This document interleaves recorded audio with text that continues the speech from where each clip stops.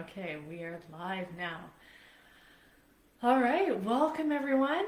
A little bit of a late start tonight. Welcome, Peter. Good to see you.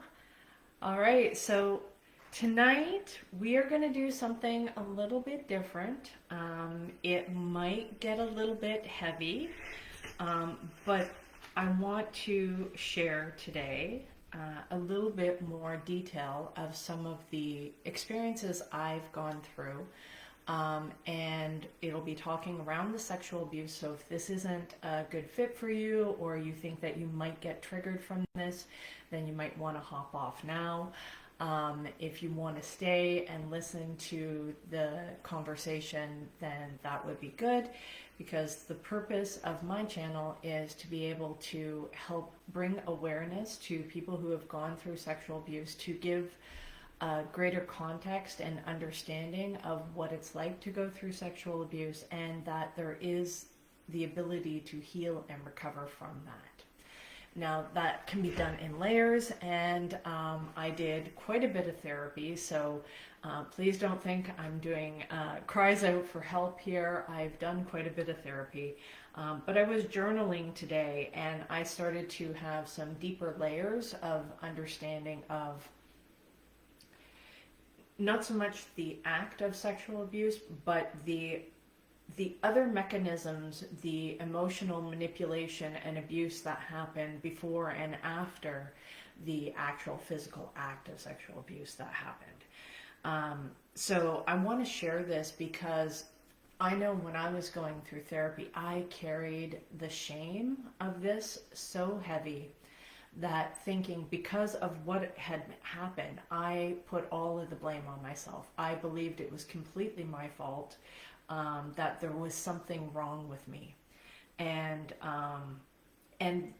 these patterns of abuse, they still stay within me, even in circumstances that have nothing to do with sex. They have to do with business, they have to do with friendships, they have to do with family relationships, any of those kind of things. There's these patterns, these thought processes that get developed because of the environment that you grow up in, that end up affecting your life, and bringing awareness to how that could possibly affect your life, and then also bringing awareness to that it is possible to find recovery. If you want to work that out with a therapist, I would highly recommend finding a therapist, talking some of the stuff out. And trust me, I did not want to go to therapy even back when I started. I think I was like 19 when I started therapy, and I was in therapy for like 10 years. And it wasn't just I had one-on-one therapy. I had multiple different group therapies that I went to.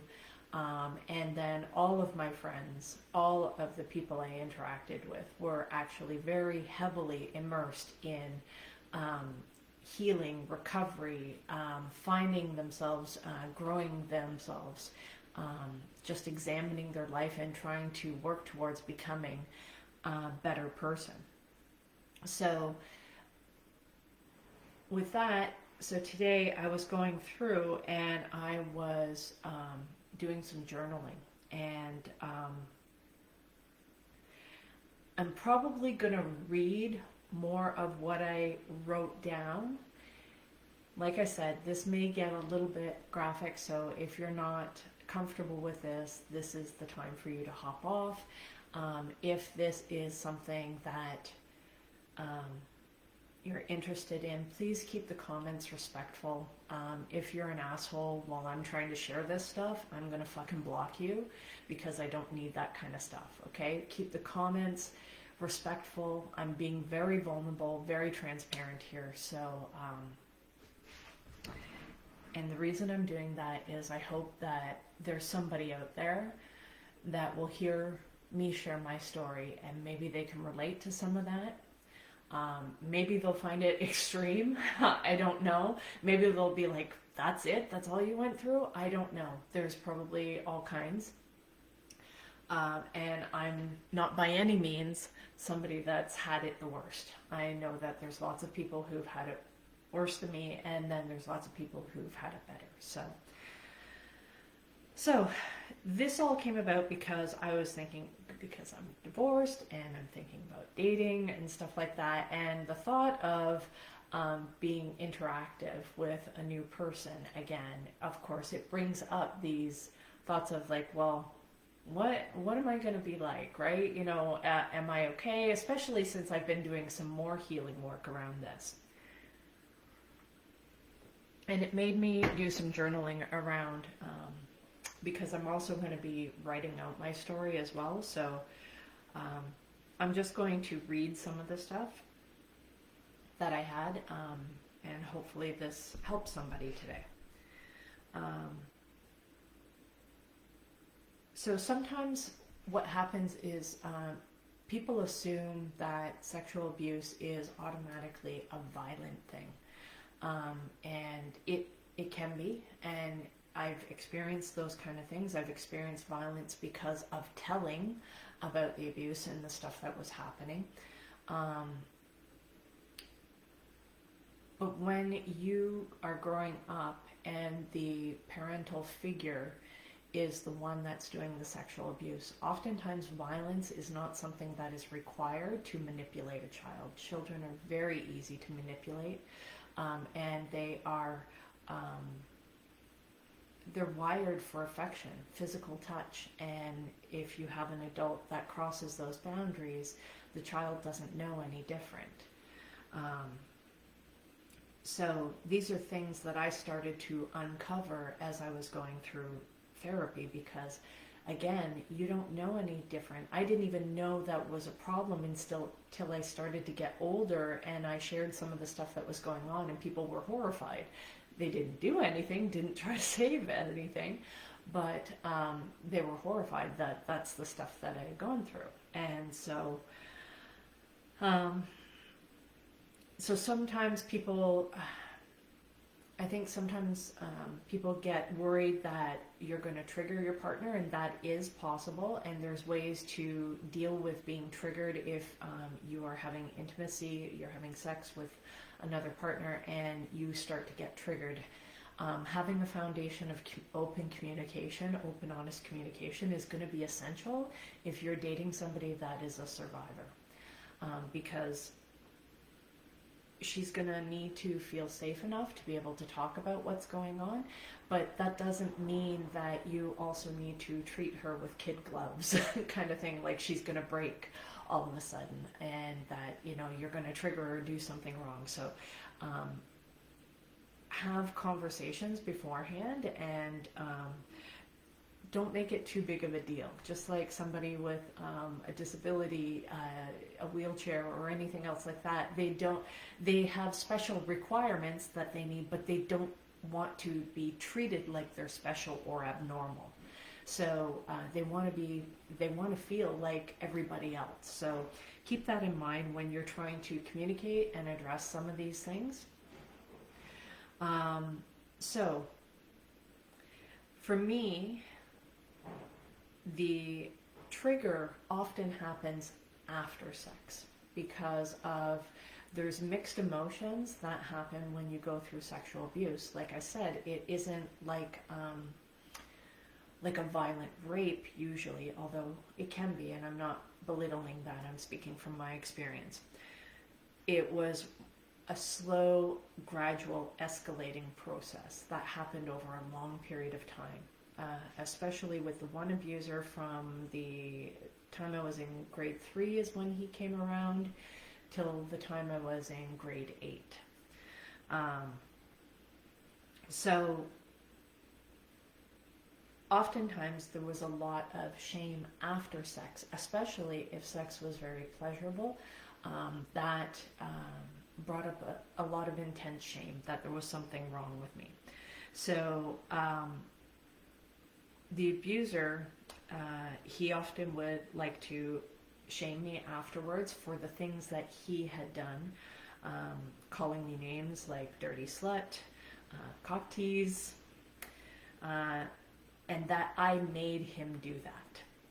So these are things that were said to me, and that were done in multiple different ways, that caused me to internalize that this was my fault.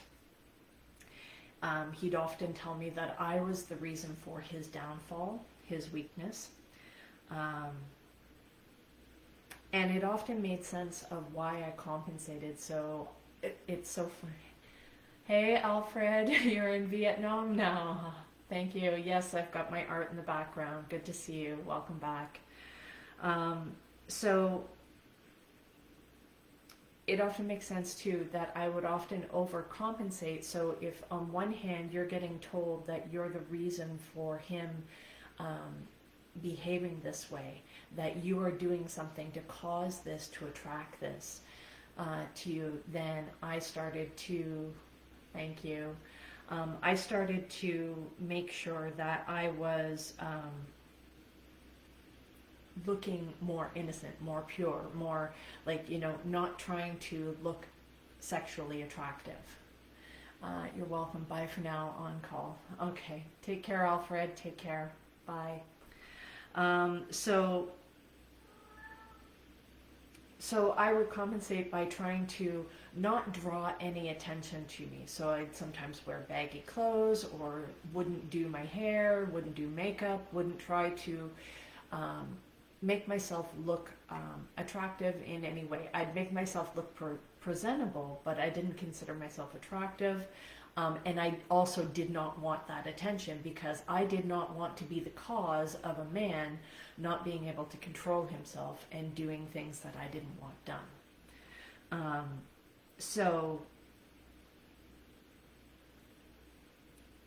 And I think sometimes that was trying to hide the idea that I was a dirty girl that makes men do bad things. So I would try to be good. I'd try to be modest and not try to do anything that would get his attention.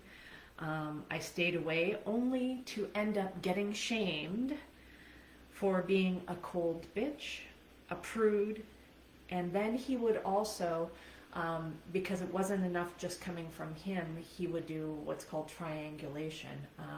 And he would pull in my mom and my brother. Now, they didn't know what was going on behind the scenes, but they would start to jump in and join in. Yeah, she is being cold. She is being mean. She is being a bitch. And it's like, oh, wow, you're so freaking moody.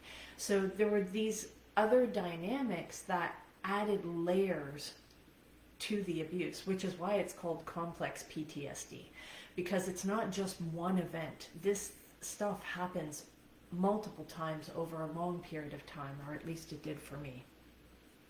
And the thing is when this abuser came along, he was the main one, but there were multiple other abusers before he even came along. So these were challenges that I had gone through.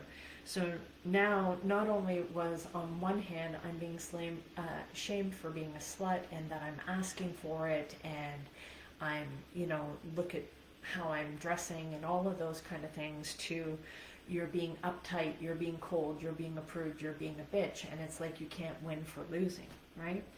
So like I said, a lot of this is from my journaling, and I am going to be reading from what I wrote. And like I said, this is going to get a little bit more on the graphic side. So if this is not something that you're comfortable with, you're welcome to jump off and come back another night, because I do happiness coaching, but I want to at least show you where I've come from and where I'm at now, so that you have some hope that even if you're struggling with these issues, or not even aware of how it's affecting you, because you have to remember, I grew up most of my life going, it didn't bother me. There was no effect on me because I had a good head on my shoulders. I got good grades. I was good in school. I was good. I got a good job. I had all these different things, and I was fine. I wasn't affected by it. So I had all these external things to try and prove that I was okay. And a lot of times I wasn't okay. And it led to having dark thoughts, bad relationships, suicide attempts, all these kind of things. So this does affect you, and it sneaks up on you when you don't realize it. It just is waiting for the right circumstances, the right kind of pain, the right kind of pressure to come along and it'll crack you wide open. And all those things that you had tucked away saying doesn't hurt, doesn't hurt, doesn't hurt, all of a sudden it fucking hurts. And so, so like I said, I want to talk not only about what happened in the abuse, but all of the stuff that goes on around it, all of the, because I think sometimes it's the gaslighting, the manipulation, the lies, the cover-ups, all of that kind of stuff that goes on before and after the actual act that causes more long-term damage, that it affects your life in every possible way. And it prevents you from being able to move forward. At least that's what it did for me. So my abuser, he would do this thing where he would shame on one hand of blaming me for what was happening, that I caused it. And then when I tried to fight him off, or I tried to be mean or not receptive to him touching me, then I was the prude, I was the bitch, all that kind of stuff, and then getting my family, my only support, to be able to gang up on me. So it left me feeling very isolated, and it left me often feeling like everybody hated me, that there was something wrong with me. And I know sometimes people attribute some of those characteristics to autism, and maybe I'm on the spectrum, I don't know. Maybe it's also because of the abuse that I went through. So it's kind of like chicken and egg. I don't know which came first, where I might be. I'm not capable of diagnosing whether or not I'm autistic, but I do relate to some of those things, so I implement some of the tools and tricks that they suggest, and I do find them helpful, so that's a main thing. So going through that phase of feeling like everyone hated me, and because now I'm isolated, I'm experiencing emotional abuse, manipulation, isolation, and now this is prime because I'm a child in grade 3, and of course I need attention. So now he sets himself up to be the solution to me needing attention. Oh, I'm not that bad. So he would lure me in and say things like, stop being such a stuck-up bitch. Just come sit beside me on the couch. I'm not going to do anything. You just need to relax. So needless to say, I don't really like it when people try to tell me in my adult life to fucking relax. Now, I don't react and get triggered like I did before, but it does rub up against that. So when I am in situations where I don't feel heard, or if I'm being poo-pooed or not really paid attention to, that does have an effect. Why? Because of this kind of shit that I went through. So be careful with people when they are maybe not responding well. Maybe they haven't gone through therapy. Maybe they haven't gone through recovery. They haven't dealt with some of these things, and maybe they are reacting not so well, and you think that you're just saying an offhanded comment. You think that they're overreacting. Remember, it's 20% of what's going on today. 80% is from the past. Okay, so stop being stuck up, bitch. Just come sit beside me. I'm not going to do anything. Hey, look, your favorite show's on. Just come over here and sit beside me. It's not going to be a big deal. So I'd go over and I'd sit beside him. I promise I won't do anything. Just relax. And sometimes I would fight him and not comply, which resulted in more isolation, more shame, more random unfair punishments. Like this one time I talked back and I didn't want to do the dishes. I didn't think it was fair that I always had to do the dishes, and of course I got punished for that. And not only did I have to do the dishes from dinner that night, I had to do all of the dishes in the china cabinet, all of the silverware, all of the pots and pans, every single dish we had in the house, I had to do as punishment for talking back, for speaking up and saying that I thought something wasn't fair. Now, do you think that this kind of conditioning will affect you in your adult life of maybe not wanting to speak up or not bothering to speak up? And even if it doesn't happen in that one, you may carry that and you look for proof of like, oh, see, it doesn't pay to speak up because all these problems happen. And that's one of the minor ones. That doesn't count the times that I spoke up and then the rifle came out. But we're not getting into that part today. Okay? So, those unfair punishments when I spoke up, he would basically just keep wearing me down.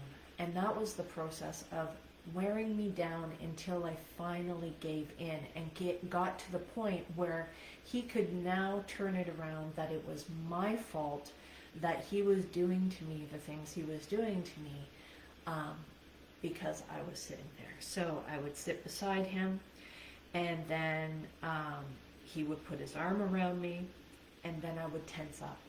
I'd like, you said nothing was going to happen. Just relax, relax. You know, stop being a bitch, just relax. And again, reinforcing that I am the problem. And then, you know, it of course doesn't stop there. Then it pushes the envelope a little bit more. And now he wants to massage. Don't worry, your clothes are on.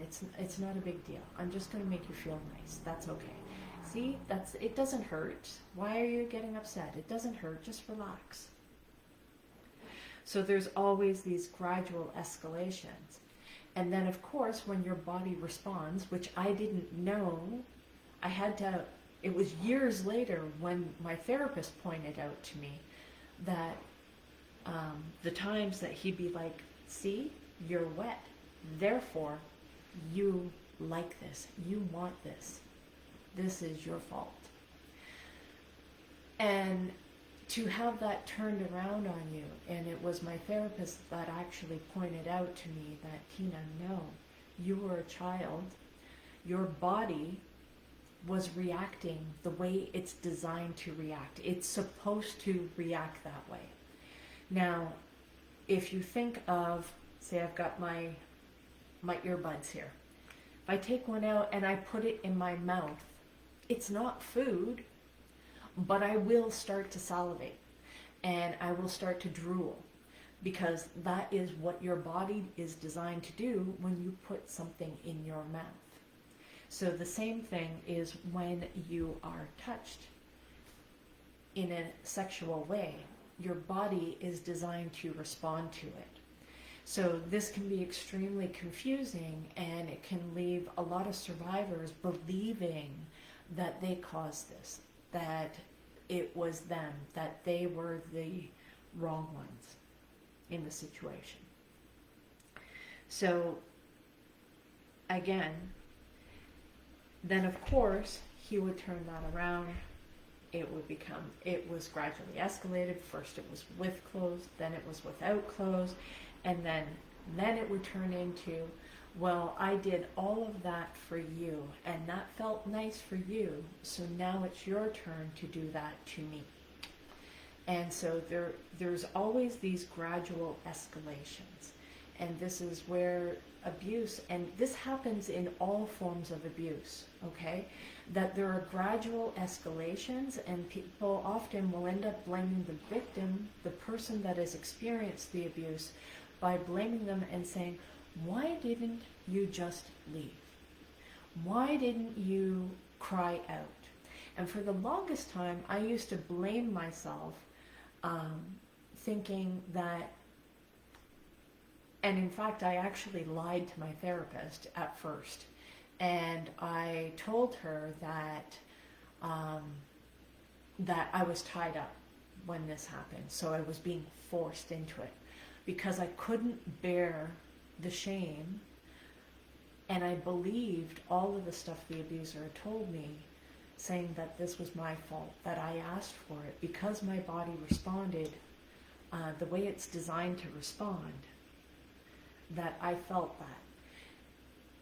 And I don't think people really talk about the fact that when you are sexually abused, there's this side, sometimes you feel sexual pleasure, and that gets really confusing. That does a whole mind fuck on you of being able to deal with that, because everybody who hasn't experienced that assumes it's this violent, terrible thing, but you have these mixed emotions where you have these feelings of desire and pleasure, and also disgust and hatred and anger, all of these mixed emotions, and it gets very convoluted, very muddy, and being able to work through all of that stuff with a therapist is really, really important. And so if you haven't done that, I would highly encourage you to do that. So this cycle of abuse, of always pushing, always escalating, always, if I tried to fight back, punishing me, isolating me, getting other people to gang up on me to make me believe that I was the one that was being a prude, I was a bitch, I was moody, I was this, I was that. And it was all so that he could blame me for the stuff he was doing.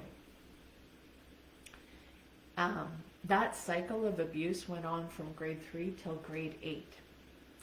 And up until then, it hadn't really been any physical penetration. It was more physical touching and that kind of stuff.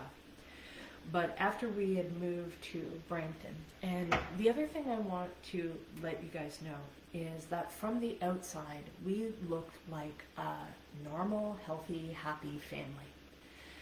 And we lived in the suburbs, both parents worked, had good jobs, we didn't, there weren't any wild parties or any abusive stuff. We looked like a normal, happy family. So this, and none of this ever got reported to the authorities, any of that kind of stuff, okay? So I believe that there are people that are currently experiencing this. They are currently living in these situations, that I want to encourage you that if you are hearing this video, and if you are on TikTok, you're on Facebook, make sure you're typing in #live, #replay, tap the screen, share the live, to help get this message out so that people can get the help that they need, that they don't have to suffer in silence, because I think a lot of people that are going through this kind of stuff, they do suffer in silence. And I know even within our home, there was a lot of, while I was going through all this abuse, what I didn't know at the time we were going through it is that the abuser was also abusing my brother.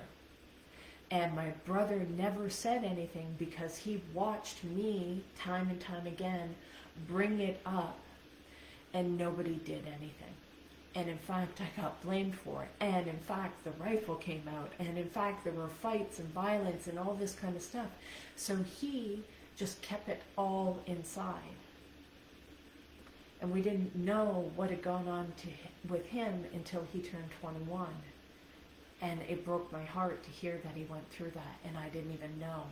And that even when we got rescued, that it was all about me. And that was devastating to me. So, as I got older, the frequency of the abuse started to increase. The riskiness of the abuse started to increase. And I felt a lot of shame. I felt like I was actually betraying my mom. I felt like I was the other woman and I was cheating on my mom.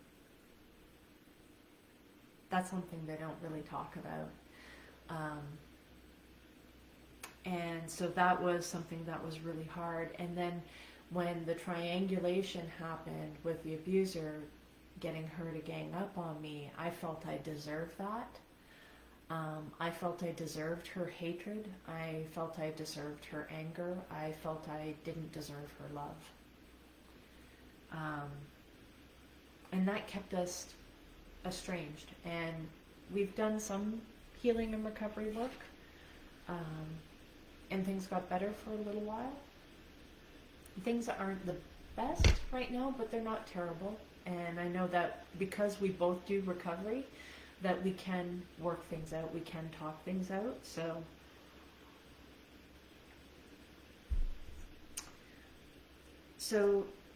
the abuser, one of the tactics that he liked to use was keeping me in a constant state of sexual arousal. Um, Again, the lure was sometimes he would make sure that we had something I didn't like for dinner, like fish or mackerel or something like that. And I often would refuse to eat it. And so that would get served to me cold the next day. But at nighttime, he would lure me in by saying, I'm going to make a quick steak sandwich as a snack. Do you want some? Well, of course, because I didn't eat dinner, right? So that fucked me up with food and obesity and all of those kind of things, but that's a whole other conversation that we'll save for another talk. But he would lure me in with being able to stay up late to watch some of the TV shows I wanted to watch that were probably more for adults. And so because I was allowed to watch things that I shouldn't have been watching, that gave special privileges. Now there was prices to pay for that. And so oftentimes there were situations where he would be performing oral sex on me while I was completely disconnected from my body of what was happening down below. And I was in my head just watching my show, pretending like nothing was happening. And he was always trying to get me to climax, and he was always excited about this stuff. And I would often look at him with disgust that I hated him. I hated that I had to sit through this whole stuff. But there was something that I knew that I wouldn't allow him to get me to the point of climax, because I knew that that was giving him access to my soul. And so you have all of these mixed emotions, because you have the physical sensation and it is pleasurable, it's not violent, and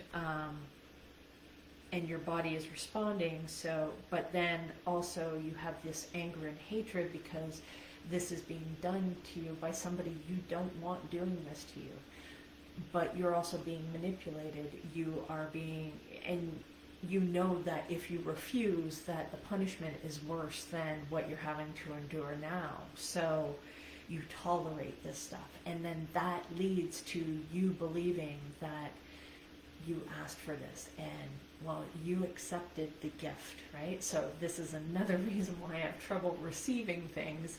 I don't often let people give to me, and if I let you give anything to me, if I let you help me in any way, you're very fucking special, and I actually trust you, because I don't let people help me.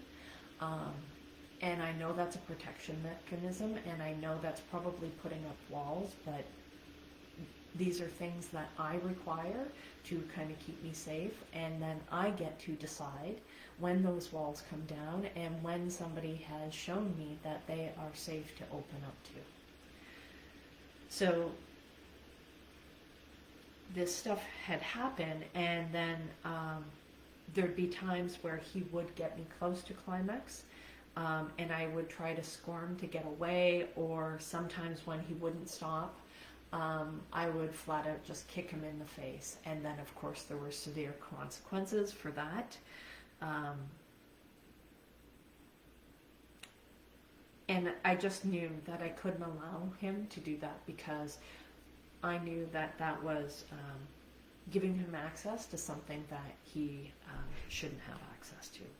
So it was kind of like, you can do whatever you want to my body, you motherfucker, but you don't get access to my soul. So that piece I've been able to protect. So he would often make me beg for attention, and the cycle of criticism, shame, blame, isolation, and then him positioning himself as the solution, the one to provide comfort. And then as I got older, he became obsessed with being able to be the one to take my virginity. And he told me that several times over. And he got jealous if I was around any guys, if I even mentioned talking to boys at school. I remember he said that he wanted to make it special because he was going to make me a woman. I was 15, 14, I think. And he took me down to the basement in the guest bedroom. And as far as experiences would go, like I said, it wasn't violent. There was physical pleasure. And had I been with a boyfriend that I loved or my husband, it would have been a good experience. But it wasn't. And because of all the shame and criticism, and then the blaming that he would do afterwards of, look what you made me do.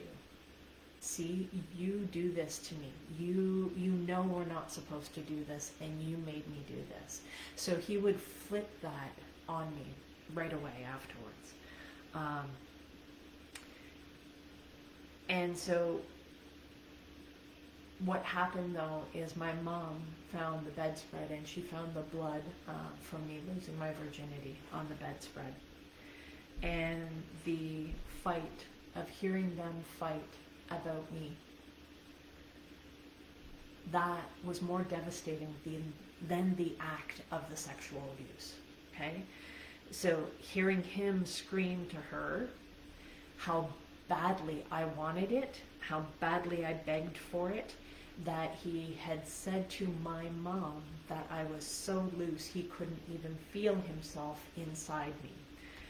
And to hear my mom crying, sobbing, so sad and heartbroken, and just trying to fight back logically with him. It's like she said, some girls are just built that way, and I have that fucking burned in my brain. I hate, like I can hear it, I can hear her sobbing, I can hear him screaming.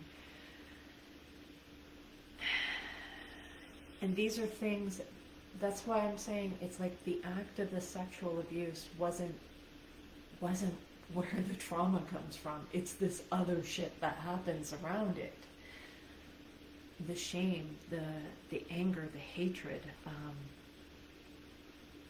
the feeling that I betrayed my mom. It just, all of these emotions get tangled up. And the thing is it still didn't stop after that. So my mom knew, he knew, it still didn't happen. We still didn't leave. We still didn't get help. There was, and now that my virginity was gone, it was open season.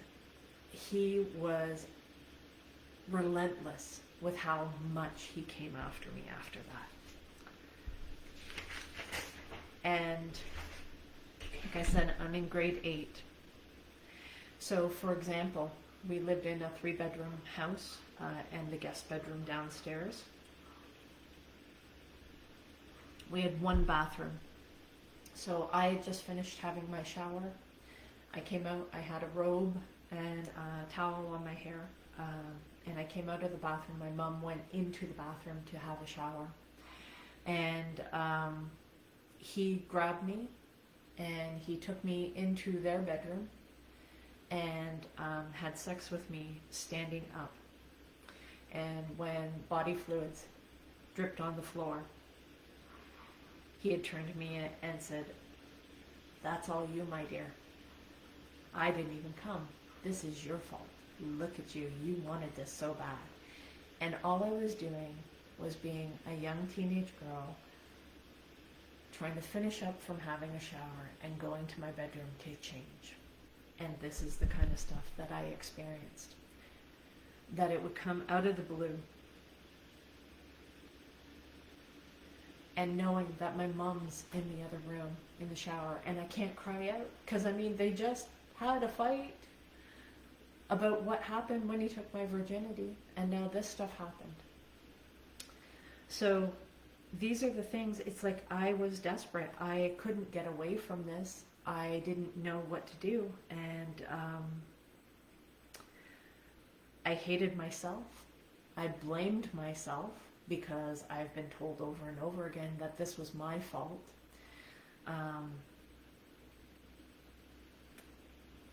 I felt the shame, I felt humiliation, I felt like my body betrayed me. I didn't want this emotionally, but then my body reacted the way it's designed to react, but I didn't know that at the time. I felt like I was being a piece of shit to my mom.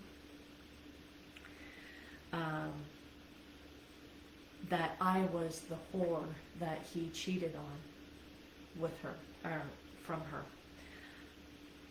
So in a last-ditch effort, I wrote my cousin, who lived out in Alberta, and I wrote him letters about what was happening and how much I hated what was going on, and how it kept increasing. And I wrote my cousin multiple letters. Thankfully, his younger sister ended up finding the letters and showing them to my uncle, who flipped out, called my grandmother, who lived in Ontario as well, and they both flew out, came out, and got us, and physically removed us from the house. Otherwise, I don't know what would have happened, because even after we were removed from the house, we still had to talk to the abuser to make nice with him, because as they were trying to sell the house and divide the assets and all that stuff. And this man was never ever charged, no cops were involved, none of that stuff, no therapy, nothing happened after that. None of this got reported, okay? We did have to go to one therapy session, and my mom was so afraid that the kids, my brother and I, would get taken away from her. She told us not to say anything of what happened. So we pretended everything was fine, because that was our daily life anyway. We had to go to school every day, even though this stuff happened the night before. We still had to function. We still had to go through all of this stuff. And like I said, this stuff increased. The abuser became increasingly possessive, jealous of me, going into violent rages, accusing me of cheating on him, which is just a whole other level of fucked upness. And he also wanted an imprint of me in every room, including the dining room where we ate our family meals. And that one, he was pretty aggressive. In that one, it actually forced me out of my body. That was the first time I ever had an out-of-body experience where the pressure of him being on top of me caused me to separate from my body. And I remember being like looking down from the ceiling at what was going on. And I felt like I had this presence with me, like an angel or like a comforting presence that was trying to shield me and cover me. And it just kind of put its arm around me and it took me away. And I don't remember getting back into my body. I don't remember getting up off of the dining room floor, cleaning myself up, getting dressed, or any of that kind of stuff.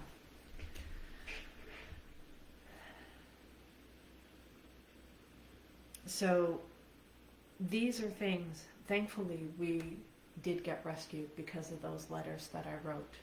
And as you can see, I still won't shut up about it. So that is one of the saving graces of, and I've always been told I've got a big mouth. I remember a coworker said that I was kind of like Fred Flintstone, always flapping off at the gums. And no, I won't shut up. Because I'm sharing this in hopes that maybe it helps somebody else out there.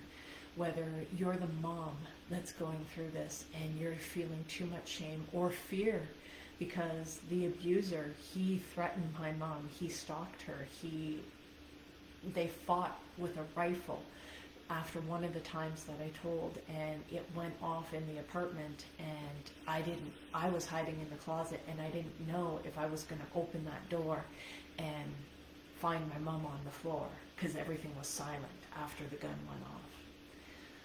So there were all these things that happened, and the shame that she felt. She had to go to work the next day after having that fight about losing my virginity to him. I can't imagine how horrible that was for her. And I know people are probably saying, yeah, she should have protected you. And I'm like, yeah, sure, she should have. But he was a fucking psychopath. He was crazy, he was violent, and it was scary. And she depended on him financially. So these were all things that were extremely difficult. So do not be so quick to judge. And I know that must have been hard for her as well. So I can have compassion for both sides. And you might be wondering why I'm not crying, because I have done a lot of work on this kind of stuff. It's not that I'm closed off. I'm not trying to cry out for help. I'm sharing this in hopes that it helps somebody have the courage to reach out, to get help, to reach out to a family member, reach out to a friend. If you're experiencing this, write to a family member, call, text. Nowadays, like I remember I told teachers and nothing happened. Now by law, they have to actually do something if they even suspect that there's abuse going on. And that can be scary as the kid, because you don't want to be the one that's responsible. You already feel enough shame. I didn't want to be the one that was responsible for ruining my mom's life, right? Of taking away her relationship. And I already felt bad enough that I was the one cheating on her. It was so fucked up to think that. So I've processed a lot of the initial feelings of shame and guilt, where I really truly believed in the beginning that this was my fault, that I should have done something different. I should have fought back. I should have, scratched him, clawed him. And my therapist reminded me, Tina, if you had done that, given what you've told me, what's the likelihood that if you hadn't complied with his wishes, that he would have become violent with you as well? So in addition to the sexual and emotional and mental and spiritual abuse that was being heaped on there would have been that additional violent abuse. So